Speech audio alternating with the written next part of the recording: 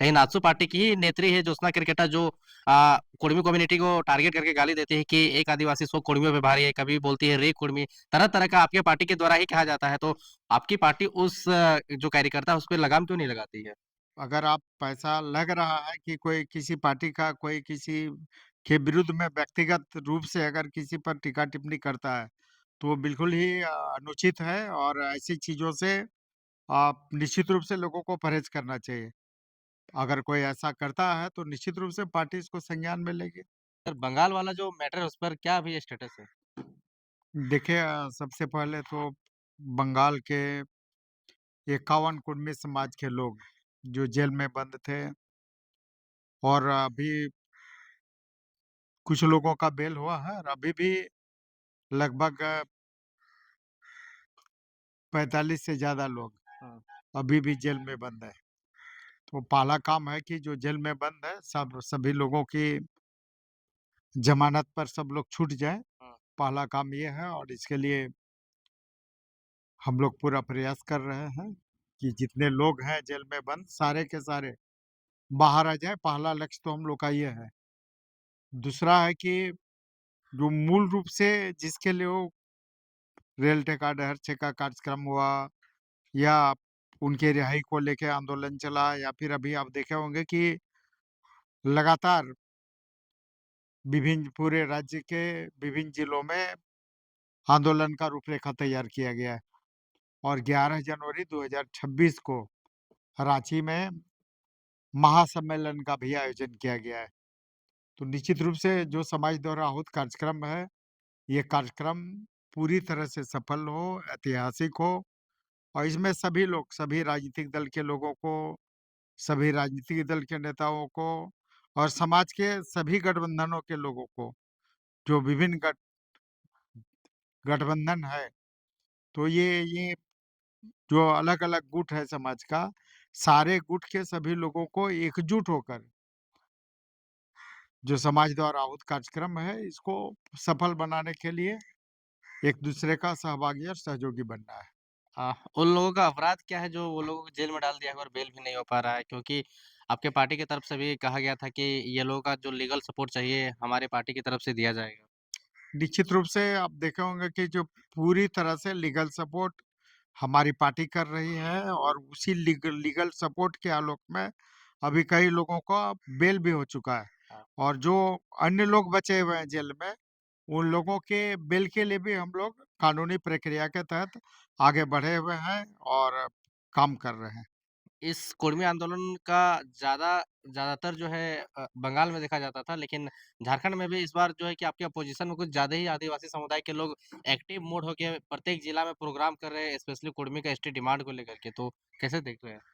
देखिए, सबसे पहले तो जो आदिवासी बंधु लोग जो इसका विरोध कर रहे हैं, निश्चित रूप से चाहे वो आदिवासी हो या कुड़मी हो, हर समुदाय के लोगों को अपने बात, अपने हक अधिकार की लड़ाई संवैधानिक तरीके से लड़ने का अधिकार है। तो कुड़मी समाज के लोग अपने हक अधिकार के लिए अगर लड़ाई लड़ रहे हैं, तो इसमें आदिवासी बंधुओं को बिल्कुल ही इसका विरोध करने का कोई संवैधानिक आधार नहीं है। दूसरा कि अगर आदिवासी समुदाय के लोग आंदोलन कर रहे हैं, हुँ। तो कुड़मी समुदाय के लोगों को भी उनका आदर, उनका सम्मान करना चाहिए। अगर वो संवैधानिक तरीके से, लोकतांत्रिक तरीके से अपने हक अधिकार की लड़ाई लड़ रहे हैं। लेकिन कभी-कभी किसी को गाली देना, किसी समाज को गाली देना, किसी लोगों को गाली देना, ये न तो कुड़मी समुदाय के लोगों को आदिवासियों को गाली देना या आदिवासी समुदाय के लोगों को कुड़मियों को गाली देना, ये बिल्कुल ही अनुचित है। बिल्कुल ही अनुचित है, बिल्कुल ही गैर कानूनी है।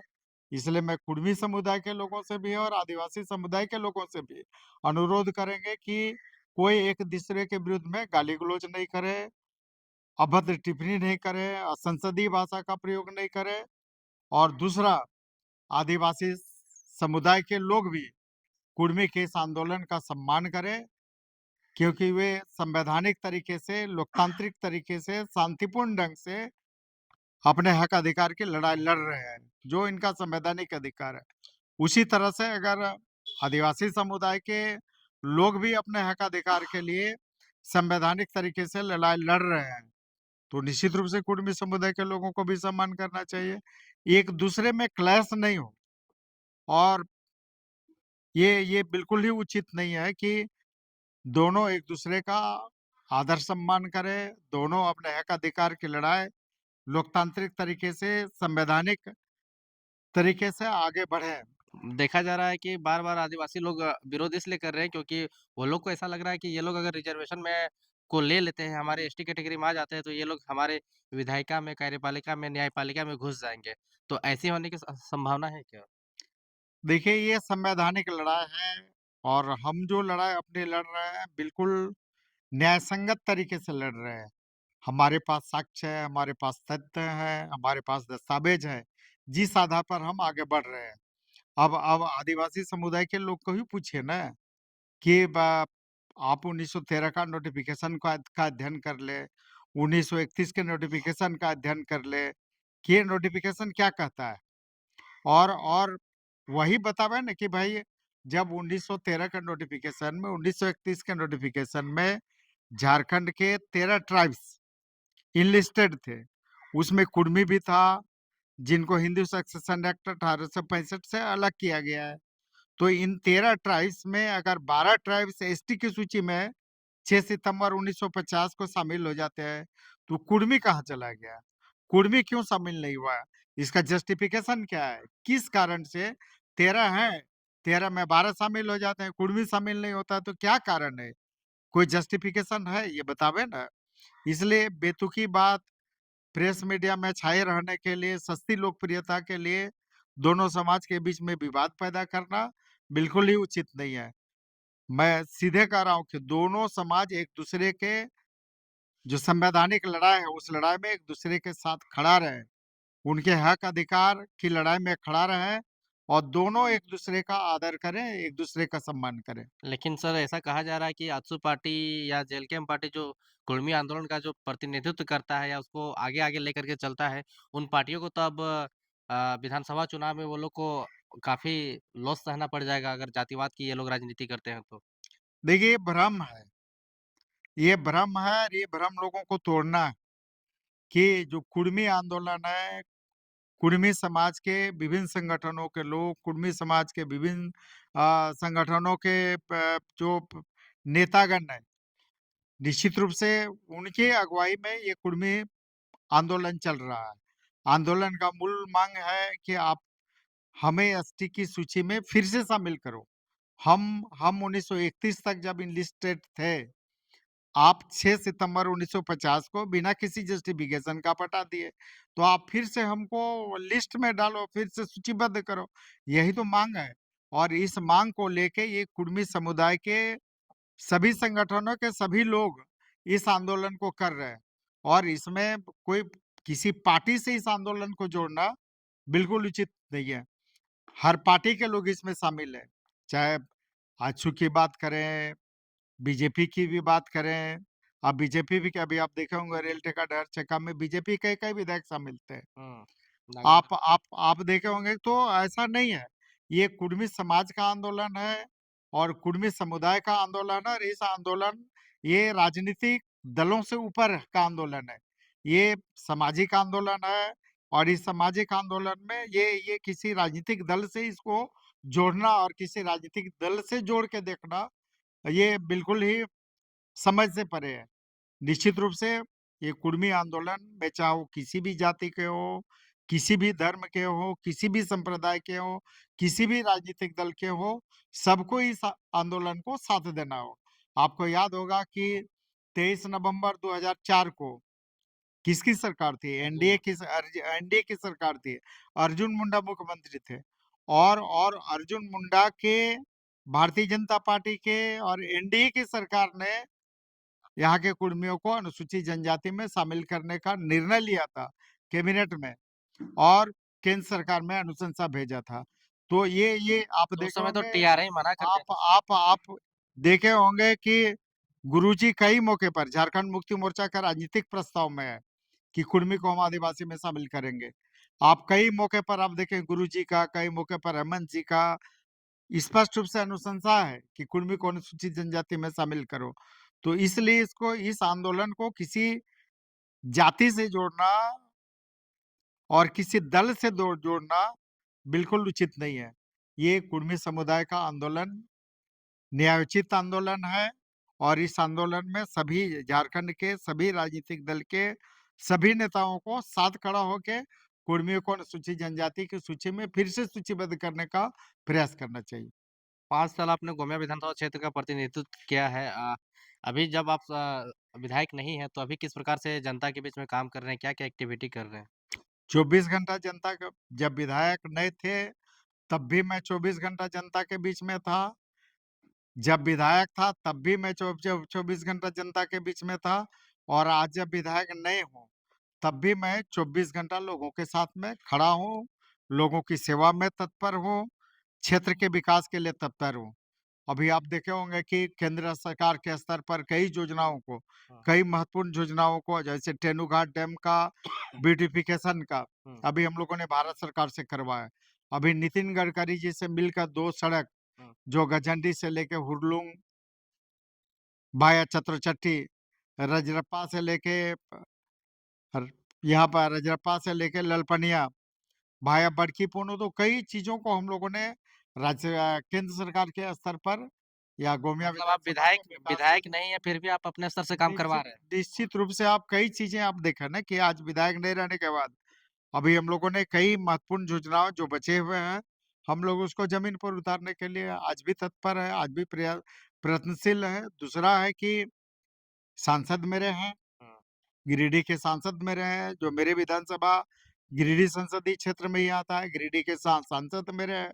सांसद के प्रयास से, सांसद जी के सहयोग से हम लोग गोमिया विधानसभा के विकास के लिए पूरी तरह से प्रयत्नशील हैं। जी, राजनीतिक गलियारों में एक ये भी चर्चा चलता है सर कि 2029 का चुनाव में परिसीमन को देखा जा सकता है। तो परिसीमन अगर होने की संभावना है क्या? और अगर हो जाता है तो किस प्रकार का परिदृश्य रहेगा झारखंड चुनाव में? देखिए, निश्चित रूप से आप देख लें, निश्चित रूप से हम लोग इस पक्ष में हैं कि झारखंड में निश्चित रूप से परिसीमन होना चाहिए सर क्यों और ज़रूरी है? परिसीमन परिसीमन क्यों ज़रूरी है? आज आज देख लें कि जब परिसीमन हुआ था उस समय झारखंड की क्या आबादी थी हुँ, और आज झारखंड की क्या आबादी है। अभी झारखंड की आबादी 4 करोड़ से ज़्यादा के लगभग हो गई है। हुँ। और जब 4 करोड़ से ज़्यादा की हो गई है, तो ऐसी स्थिति में मात्र 81 विधानसभा सीट होना बिल्कुल ही उचित नहीं है। यहाँ के हक अधिकार, यहाँ के लोगों का हक अधिकार मारा जा रहा है। इसलिए निश्चित रूप से झारखंड में का परिसीमन पूरे देश के परिसीमन के साथ-साथ झारखंड का भी परिसीमन हो और परिसीमन के बाद यहाँ का विधानसभा सीट भी बढ़े, लोकसभा सीट भी बढ़े और यहाँ पर राज्यसभा सीट भी बढ़े। तो निश्चित रूप से यहाँ के लोगों को ज़्यादा मौका मिलेगा। विधानसभा में भी मौका मिलेगा, राज्यसभा में भी मौका मिलेगा, लोकसभा में मौका मिलेगा। इसके साथ ही जो 2029 में बहुत बदलाव होना है। बदलाव ये होना है कि केंद्र सरकार ने जो मातृशक्ति वंदन अधिनियम लाया, हुँ, उस अधिनियम के तहत 2029 से पूरे देश भर में, जिसमें झारखंड भी शामिल है, हुँ। 1/3 विधानसभा में और लोकसभा के 1/3 सीटों में महिलाओं का भी आरक्षण होना है। तो निश्चित रूप से महिलाओं को भी अधिक से अधिक उनका हक अधिकार मिले, विधानसभा, लोकसभा में महिलाओं का को आरक्षण मिले, इस दृष्टिकोण से भी परिसीमन आवश्यक है। अ, लंबोदर महतो 2029 की तैयारी को लेकर के भी फील्ड में एक्टिव है क्या? 24 घंटा जनता के बीच में जब विधायक नहीं थे तब भी और जब विधायक थे तब भी और आज जब विधायक नहीं है तब भी। हम तो जनसेवा के लिए और क्षेत्र के विकास के लिए हम क्लास 1 का एडीएम का नौकरी छोड़ के लोगों के बीच में आए हुए हैं। और आज आज एडीएम का नौकरी छोड़ के कल भी लोगों के बीच में थे, आज भी लोगों के बीच में है और कल भी लोगों के बीच में रहेगा। और जहाँ तक विकास की बात है, तो आप गोमिया विधानसभा के इतिहास को उठाकर आप देख लीजिए कि आज तक जितना मेरे कार्यकाल में विकास योजनाएँ ज़मीन पर उतरी हैं, अब पिछला इतिहास अब उठाकर देख लीजिए और आने वाले समय तो वक़्त बताएगा कि क्या होना है। लेकिन आज 135 सड़कों का निर्माण हुँ। गोमिया विधानसभा क्षेत्र में हो रहा है। अभी हो रहा 49 है। 49 पुल-पुलियों का निर्माण का स्वीकृति हम लोगों ने कराया। जिसका काम आज चल रहा है।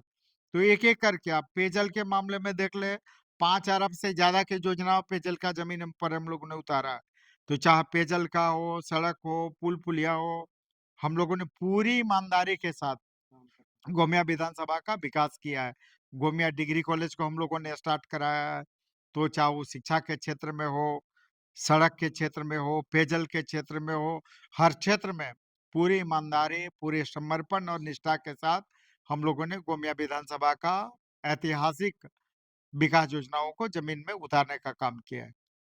तो ये थे हमारे साथ में गोमिया के पूर्व विधायक जो कि कुर्मी समेत तमाम गोमिया विधानसभा के क्षेत्र के मुद्दों पे बात किए। बाकी वीडियो कैसा लगा कमेंट सेक्शन में बताइए। बाकी वीडियो देखने के लिए धन्यवाद। जोहार।